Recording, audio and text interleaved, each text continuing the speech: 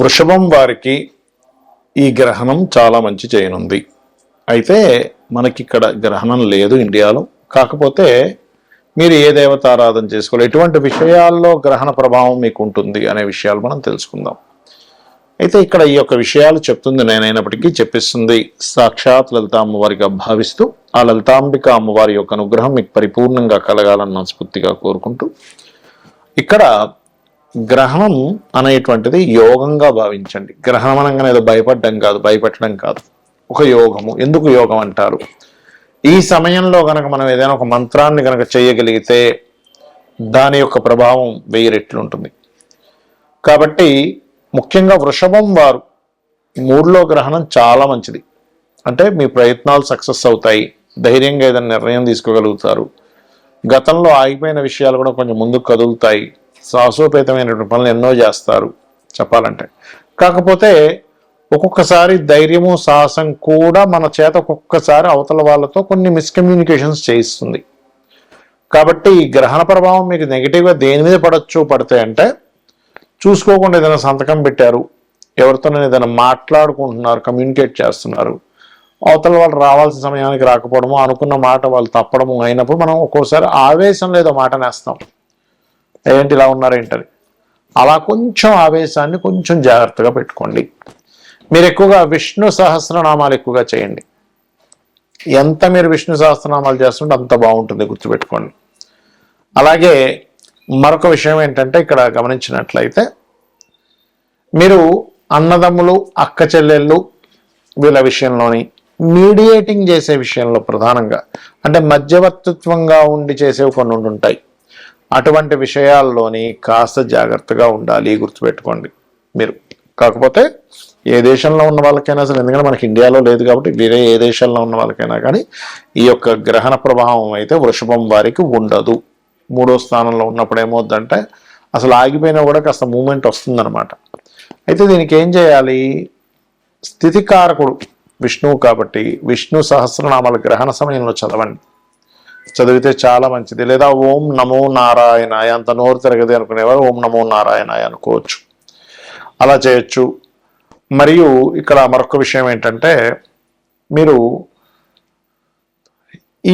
ఈ రాశి వారికి శుక్రుడు ప్రధానంగా ఈ గ్రహణ సమయంలో ఉండేటువంటి స్థితి, ఎందుకంటే లగ్నాధిపతి కాబట్టి కొంచెం ఈ కమ్యూనికేషన్స్ విషయంలో స్త్రీలతో ప్రధానంగా కమ్యూనికేట్ చేసేటువంటి అంశాలలో చాలా చాలా చాలా కేర్గా ఉండాలి. అయితే ఇది ఏ ఏ దేశాల్లో ఉంది గ్రహణము అని చెప్పి చూసుకున్నట్లయితే, మనకి గ్రీన్లాండ్, అదేవిధంగా నార్త్ రష్యా, స్పెయిన్, ఐలాండ్, ఈ దేశాల్లో ఉంది. ఎందుకంటే ఎప్పుడైనా సరే మనకి సూర్యగ్రహణం ఉందా లేదా, చంద్రగ్రహణం ఉందా లేదా ఎలా చెప్తాము అంటే, ఇచ్చోండి మన ఇండియాలో రాత్రి సమయం అది, అంటే 11:17 నుంచి తెల్లవారుజాము 4:25 అప్పుడు మనకు సూర్యుడే కనబడదు కదా, కాబట్టి సూర్యగ్రహణం మనకి లేదు. ఈ దేశాల్లో ఎవరైతే నివసిస్తున్నారో వాళ్ళకు ఉంది. ఇండియన్స్ అయినా అక్కడికి వెళ్ళి నివసిస్తున్నట్లయితే వాళ్ళకు ఉంటుంది. అయితే ఈ గ్రహణ ప్రభావం ఏ రాశులకి ఎక్కువగా ఉంటుంది అని చెప్పి చూసుకుంటే కర్కాటకం, ఎందుకంటే ఆశ్లేష నక్షత్రంలో గ్రహణం కదా పడుతుంది. ఆశ్లేష, జ్యేష్ఠ, రేవతి నక్షత్రం వారు జాగ్రత్తగా ఉండాలి. మరియు కర్కాటకము, వృశ్చికము, అదేవిధంగా మీనము. కర్కాటకానికి ముందు వెనక రాశులు అంటే మిథునము, సింహరాశి వారు కూడా కించిత్ జాగ్రత్త వహించాలి, గుర్తుపెట్టుకోండి. అయితే కొన్నిసార్లు గ్రహణ ప్రభావం కొన్ని రాసుల వారికి మంచి కూడా చేస్తుంది. ఎంతసేపు గ్రహణం అని బ్యాడ్ అనుకోకండి. అసలు గ్రహణము అంటే భయపెట్టేదో కాదు, గుర్తుపెట్టుకోండి. గ్రహణం అంటే ఒక యోగము, ఆత్మకారకుడు, మనస్కారకుడు, కాల మోక్షానికి కారకుడు రాహుకేతువులు, దాని యొక్క ఇది ఒకే దీంట్లోకి రావడం జరుగుతూ ఉంటుంది. దాని నార్త్ అండ్ సౌత్ సంబంధించినటువంటి అక్షాంశ రేఖాంశాలు అంటూ ఉంటారు, నోట్స్ అంటూ ఉంటారు, సౌత్ నోడ్, నార్త్ నోడ్ అంటూ ఉంటారు గ్రహణాన్ని, అంటే ఛాయాగ్రహాలు. అలా వచ్చినప్పుడు మనం చేసే మంత్రం ఏదైతే ఉంటుందో అది మనం నిత్యము చేసే రోజు కంటే కూడా ఆ రోజు 1000 రెట్లు ఫలితం ఎక్కువగా ఉంటుంది. అంటే మీరు ఒక్కసారి నమశివాయ అనే మంత్రం అన్నారనుకోండి, 1000 రెట్లు ఫలితం ఉంటుంది. అయితే ఇక్కడ మీరు లలితా సహస్రనామాల్లో ఏ నామాన్ని కనుక మీరు ఉచ్చరించినట్లయితే ఎటువంటి సమస్యలు తగ్గుతాయి ఆ సమయంలో ఒకవేళ మీరు చేయాలనుకుంటే. ఎందుకంటే ఇక్కడ గ్రహణం లేకపోయినా మంత్రజపం చేసుకోవచ్చు, తప్పేం కాదు. ఆ సమయంలో కూర్చొని సరిగ్గా 11:15 పట్టు స్నానం చేసి కూర్చొని 4:25 వరకు ఎవరైనా సరే, ఎందుకంటే ఆకాశంలో జరుగుతుందిగా. ఇప్పుడు మనిషి జన్మించినప్పుడు కూడా గ్రహం అటువైపు ఉంది అనుకోండి, భూమికి ఇటువైపు ఉన్నవాడికి ఆ గ్రహ ప్రభావం ఉంటుంది కదా. కాబట్టి ఇక్కడ ఈ స్త్రీలు గర్భవతులు ఏమి పాటించాల్సిన అవసరం లేదు, ఆహార వ్యవహారాల విషయాల్లో ఏం పాటించాల్సిన అవసరం లేదు ఇండియాలో ఉండేటువంటి వారికి. కాకపోతే జపం చేసుకోవచ్చు, దానివల్ల బోల్డంత బలం ఉంటుంది. ఇప్పుడు వివాహం అవ్వట్లేదు అనుకుంటున్నారు అనుకోండి, అప్పుడు ఓం కామేశబద్ధ మాంగళ్య సూత్ర శోభిత కందరాయ నమః నమ్మకంగా చేయండి, ఖచ్చితంగా పనిచేస్తుంది. లేదంటే వివాహం అయింది, వివాహ జీవితం బాలేదు, ఓం శివకామేశ్వరాంకస్తా శివా స్వాధీన వల్లభాయ నమః. అంటే ధనానికి లోటుంది, ధనం రావట్లేదు అనుకునేటువంటి వారు ఓం సంపత్కరీ సమారూఢ సింధుర వ్రజ సేవితాయ నమః, ఓం ధర్మాధ్యక్ష ధనాధ్యక్ష ధనధాన్య వివర్ధనీయ నమః కూడా చేసుకోవచ్చు. అలా కాదు, అప్పులు ఉన్నాయి, ఇవాళ రేపు మనం చూసుకుంటే అప్పులు ఎక్కువగా ఉంటున్నాయి జనాలకి, అలాంటప్పుడు ఓం అపర్ణాయై నమః అనే మంత్రం చేసుకోవచ్చు.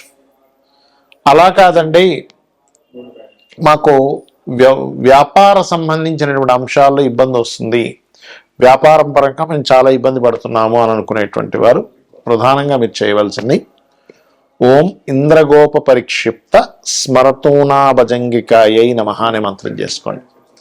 ఇలా మీరు కనుక చేసుకున్నట్లయితే ఖచ్చితంగా మీకు బాగుంటుంది, అందులో ఎటువంటి సందేహం లేదు. అయితే ఎప్పుడు కూడా గ్రహణాన్ని అమ్మో గ్రహణం వస్తుంది అని భయపడ్డం కాదు, అదొక యోగంగా చెప్పారు మనకు శాస్త్రాల్లో. కాబట్టి ఆ అద్భుతమైన యోగం, ఎందుకంటే ఒక మంత్ర జపం ఏదైతే ఉంటుందో ఆ మంత్ర జపము చేయడం ద్వారా మన పూర్వజన్మ కర్మ తగ్గుతుంది. ఎప్పుడైతే పూర్వజన్మ కర్మ తగ్గుతుందో మీకు ఆటోమేటిక్గా అన్నీ బాగుంటూ ఉంటాయి. కొంతమంది హెల్త్ ఇష్యూస్ ఉంటాయి చూడండి, అలాంటప్పుడు హెల్త్ ఇష్యూస్ ఉన్నప్పుడు ఏంటంటే ప్రధానంగా ఓం సర్వవ్యాధి ప్రశమని సర్వమృత్యు నివారిణి అగ్రగణ్య చింత్య రూప కలికర్మశనాశిని. ఇప్పుడు నేను ఒక్కొక్క రాశికి ఒక్కొక్కటి చెప్పుకుంటూ వచ్చాను. ఆ రాశి వారు ముఖ్యంగా గ్రహణం రోజు నుంచి 41 రోజులు ఆ యొక్క విషయాల్లో జాగ్రత్తగా ఉండాలి. 41 రోజులు, లేదా ఒక్కరోజు కాదు. అదేవిధంగా దానాలు ఏమి ఇవ్వాలో చెప్పాను నేను మీకు. మరొక విషయం ఏంటంటే, ఏమంటే నాకు రాశి తెలియదు, ఏమీ తెలియదండి, కానీ గ్రహణ ప్రభావం నా మీద ఉంటుందా అంటే మీరు ఆ సమయంలో మీ ఇష్టదైవాన్ని స్మరించుకోండి, సరిపోతుంది. రాశి తెలియదు అన్నప్పుడు పేరుతో చూసుకోవడం, పేరుతో చూసి గ్రహణం పడుతుంది అనుకోవడం అనేటువంటిది కరెక్ట్ కాదు. మీ జన్మ వివరాలు సరిగ్గా ఉంటే అప్పుడు మాత్రమే మీ గ్రహణం లగ్నం నుంచి కానీ రాశి నుంచి కానీ ఎక్కడ పడుతుంది, దానివల్ల కలిగే ఫలితాలు ఏమిటనేటువంటిది చూసుకోవాలి, గుర్తుపెట్టుకోండి. అలాగే ఇంకొక విషయం ఏంటంటే, గ్రహణ సమయంలో ఎవరికైనా కానీ సన్ కనుక వీక్గా ఉన్నాడు అంటే ఆత్మకారకుడు వీక్గా ఉండి వాళ్ళకు కొన్నిసార్లు పిశాచ యోగాలు అంటారు. అంటే చూడండి, కొన్నిసార్లు నిర్మానుషమైన ప్రదేశాలు వెళ్ళినప్పుడు వాళ్ళు భయపడతారు, లేకపోతే ఏదైనా రోడ్డు మీద వేసినటువంటి నిమ్మకాయలు పసుపు కుంకుమ లాంటివి తొక్కడం జరుగుతుంది, లేకపోతే మిట్ట మధ్యాహ్నం కూడా వెళ్ళకూడదని చెప్తూ ఉంటారు మన శాస్త్రంలో. అంటే సరిగ్గా 12 గంటలు బయలుదేరకరా, బయటికి వెళ్ళకరా అంటూ ఉంటారు.